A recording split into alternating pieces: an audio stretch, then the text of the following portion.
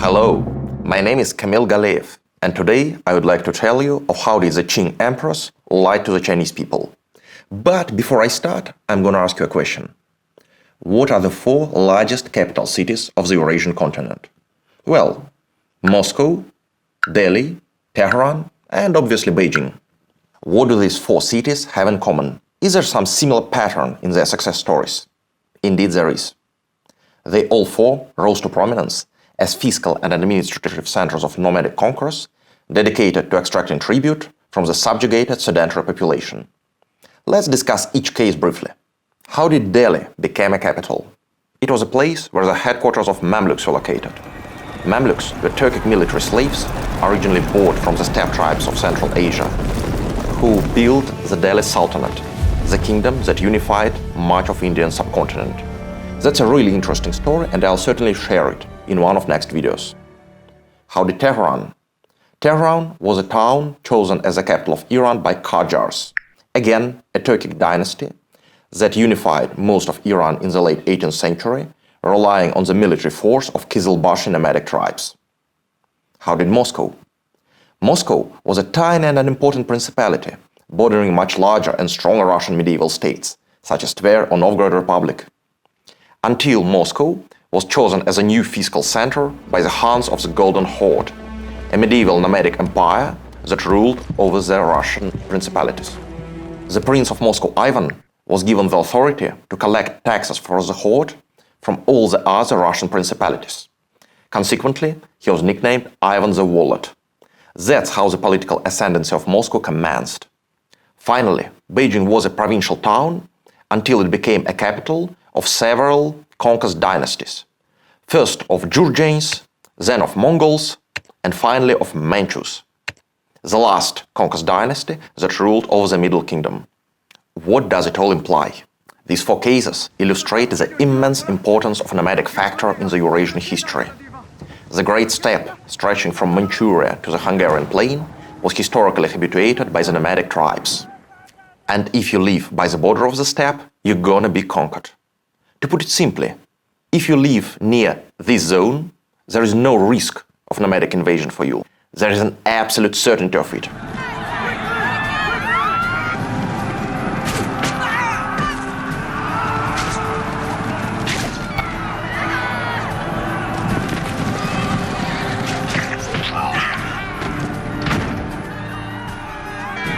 You will have to spend much of your history under the political domination of nomads, and China did. As you see from this list of conquest dynasties, for much of its history, all of China or parts of it were ruled by northern conquerors, usually nomadic or semi-nomadic by origin. How did these conquerors feel about their presence in China? How did they conceptualize their position of the rulers of the country? For the most part, we have no idea. Unfortunately, most of Khitan, Jurchen, Mongol, and other archives did not outlast the domination of these respective dynasties over China.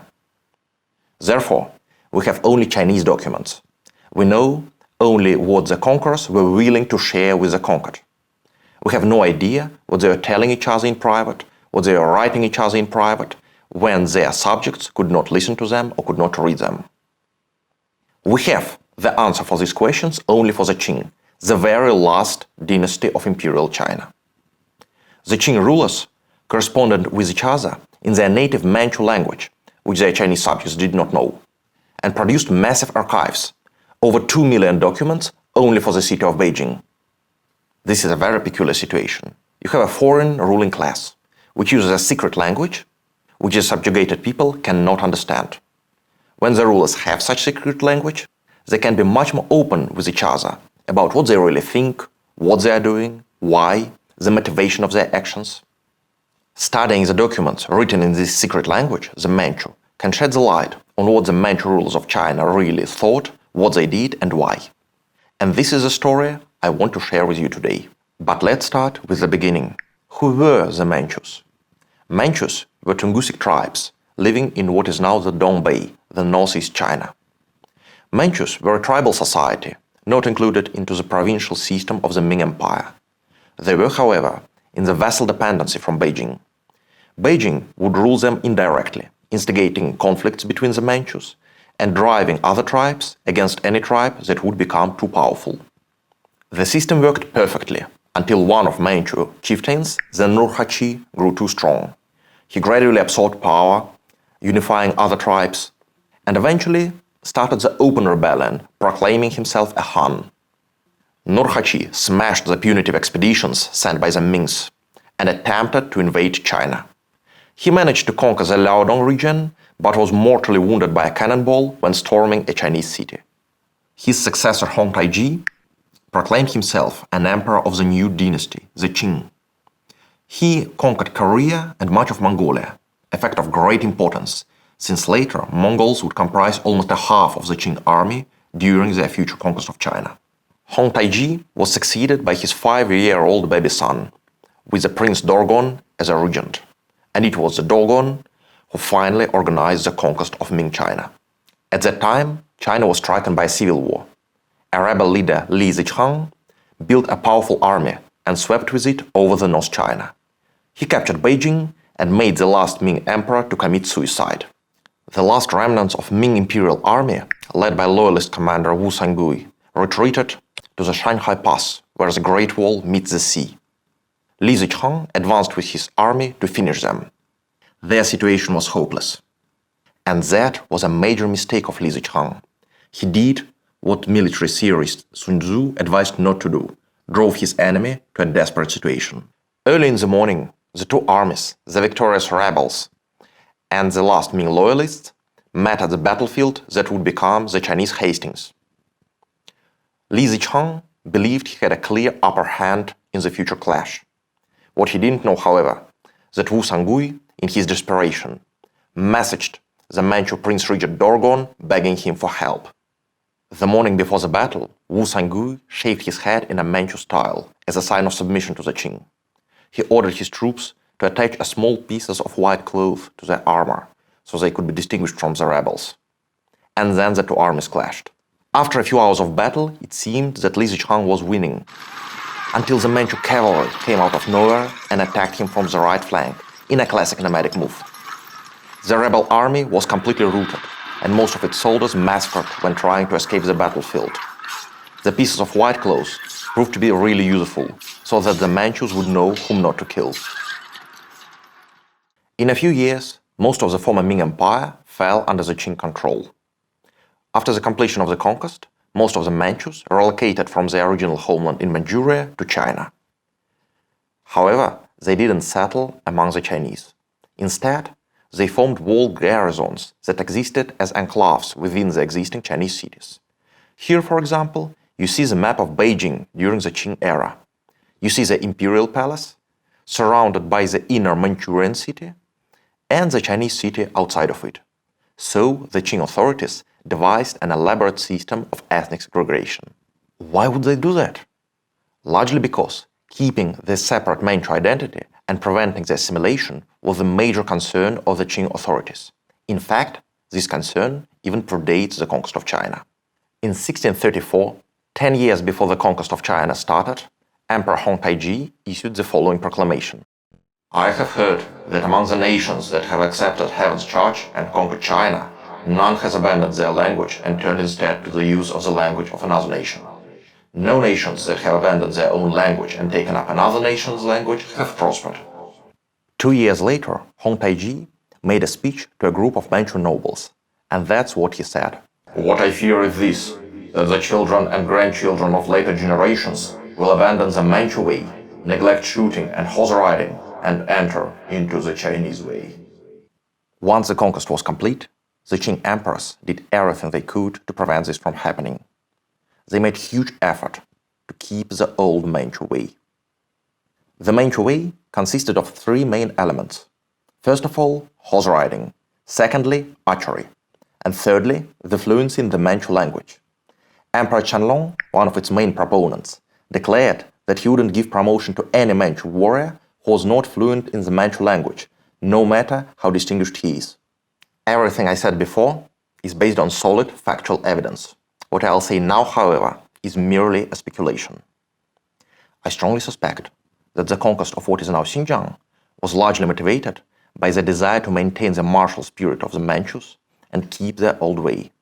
Why do I think so? Because Emperor Qianlong, who devised this conquest, he was absolutely obsessed by preventing the assimilation of the Manchus among the Chinese. He was afraid that the long peaceful life in China would make the Manchus turn into the Chinese. The hard and brutal campaign in Xinjiang, however, would allow them to keep their old Manchu ways and the old Manchu identity. The speculation is over. Now let's start a real talk. Why the secret language of the elite, the Manchu language, so important? Because it allowed the Manchu rulers of China to express their ideas and opinions freely, unafraid that the Chinese could understand them. To put it in other words, it allowed the Manchus and the Chinese, the rulers and the ruled, to exist in separate mental universes. The Qing imperial ideology was essentially double-layered. On the surface level, which I'll call the Chinese language level, it proclaimed the traditional universalist notion of the absolute superiority of Chinese state and Chinese civilization in the world. China was the only country that mattered, surrounded by far inferior barbarians. In practical terms, that meant that any treaty that the emperor could sign with barbarians could only manifest their unconditional submission to his authority. At a deeper level, however, which I'll call the Manchu language level, and which is reflected only in the Manchu and the Mongol documents, the idea of the absolute supremacy of the Middle Kingdom, the Zhongguo, in the world was rejected. There is strong evidence that the Qing emperors never privately considered themselves as universal rulers or the rulers of the only country that really mattered. Of course, publicly, the Qing emperors claimed to be universal rulers. However, privately, they expressed very different views. For example, in his letter to another Manchu prince, the Emperor Qianlong wrote that there are three great empires in the world: the Ottomans, the Mongols, and the Middle Kingdom. He didn't really consider China to be the universal empire, or himself to be the universal emperor. To the contrary, he viewed China as just one of great Asian powers, which are now often called the gunpowder empires, such as the Ottomans or the Mongols. This Manchu worldview, in which China was just one of great competing powers, was kept in secret from the subjugated Chinese. For example, when Russia and China were negotiating in Jurchens in 1689 as equal partners, no Chinese official was permitted to participate. No Chinese official was allowed to learn which treaties does the emperor sign with the barbarians. Chinese had to live under the illusion that the China is far superior to anyone and doesn't treat anyone as equal. Only the Manchus were permitted to know the truth. Furthermore, even though the gap between the private and the public discourse of the Qing elite regarding the foreign relations was drastic, in internal affairs it was even larger than that. According to the official version presented to the Chinese, the Manchus and the Han people comprised one family where everyone was treated equally with impartiality. Dorgon, the prince regent who led the Manchus through the conquest of China, famously claimed, "The empire is a single whole. There is no difference between Manchus and Chinese." Kangxi Emperor issued 20 edicts claiming that he treated Manchus and Han impartially. Similar claims were made by Yongzheng and Qianlong. However, in practice, the Qing emperors gave clear preference to the Manchus and the Mongols. This policy of preferential treatment was clearly stated in the documents written in Manchu to the Manchus. To start with, when writing in Manchu to the Manchus, the emperor often unified himself with them. He wrote, "We, Manchu officials, our Manchu interest." So when writing to Manchus, his message was, "We are one team. I am one of you." This was absolutely unthinkable in correspondence with Chinese officials, where the emperor used special first-person pronoun zheng, reserved only for the emperor. The message was, "I am not one of you. I am clearly above you." Let me give you one more example. When writing to Manchu officials, the emperor would often warmly inquire them about their family members. "How about your son? How about him getting a martial experience and then we'll find him a permanent position?" When writing to Chinese officials, he never asks them about family members, never asks about their children. The emperor doesn't care about the Han officials. How was the system of ethnic equality designed in practice? In most ministries, there was one Manchu president and one Han president, two Manchu vice presidents and two Han vice presidents, and so forth. Sounds fair? The problem is, first of all, that the Manchus were 150 times less numerous, so this quota system benefited them disproportionately. Furthermore, Even in the ministries with both Manchu and Han presidents, it was the Manchu president who really had the decision power. It was the Manchu president who was the real boss, not the Han one. There existed a thorough system of regulations, hampering the career growth of Han officials while accelerating that of the Manchus. For example, when a parent of a Han official died, he had to return to his village for 2 years for a compulsory mourning, with no guarantee that his position would be kept for him and with no salary. When a parent of a Manchu official died, the compulsory mourning time was just 3 months, not 2 years. Moreover, his position was kept for him and his salary paid as usually. The system of Manchu domination was really well thought and comprehensive. Not only the ruling class, but even the ordinary Manchus were clearly in a privileged position in comparison with the Han people. They could neither be prosecuted by the Han authorities nor tortured. As a rule, their punishments reserved for them were far lighter than those designed for the Chinese. In general, the Qing regime pursued the policy of Nurhaci, the founder of the Manchu Khanate, who prescribed that if one of us, Jurchens, commits some crime, inquire as to his merits and his service. If there is even the smallest reason, I want you to use that pretext to pardon him. Did the Chinese believe to the Chinese version of Qing imperial ideology presented to them? Yes and no. They knew about the system of Manchu supremacy and were quite resentful about it. As foreign visitors pointed out, Chinese officials were constantly talking and complaining about the Manchu privilege when there were no Manchus around. Everybody knew that the official narrative about the equality and impartiality is a lie. Paradoxically, the awareness of the system of Manchu supremacy did not undermine the legitimacy of regime. As long as ordinary Chinese believed that the Qing Empire is the greatest realm in the world, which is absolutely superior to any foreign power, they are willing to associate themselves with the empire and conceptualize their identity in imperial rather than in ethnic terms. They thought of themselves as of Qing people rather than as of Han nation. In other words, they accepted their inferior status in this empire, provided that the empire was great enough. Ultimately, it was a military defeat that brought the end to the old Qing identity and triggered the birth of Chinese nationalism. I am talking about the Sino-Japanese War. The previous defeats from the Europeans were painful but less humiliating. However, the fact that even the Japanese, who traditionally comprised the cultural periphery of Chinese civilization, could not overcome China, was just unbearable.